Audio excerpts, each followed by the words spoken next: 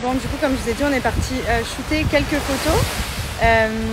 Franchement, ça va être trop joli. On a eu des images en drone et tout. Franchement, c'est trop beau. On va essayer de faire un joli réel avec tout ce qu'on a pris cet après-midi. Bon, on a shooté en 2-2. Hein. Franchement, on a mis moins d'1 heure, donc c'était grave cool. On a découvert un nouveau spot sur une plage juste incroyable. On est salement trop bien. C'est devenu un petit poisson. On va aller sous l'ombrelle. Oui. Ouais. Allez, la petite bouée. Ce qui est trop bien avec cette bouée, c'est que, vous voyez, il y a la petite ombrelle ici pour le protéger du soleil. Protection, hop, que vous venez mettre par-dessus. Oui, c'est chez toi là. Tu t'amuses? En ce moment, tu aimes tout t'attraper, mais alors vraiment toi. Tout ce que tu vois sur le passage, tu l'attrapes.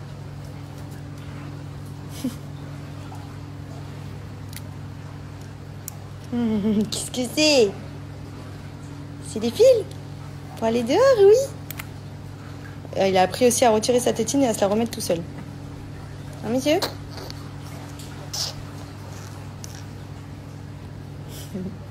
Tu vois, c'est cette petite tête.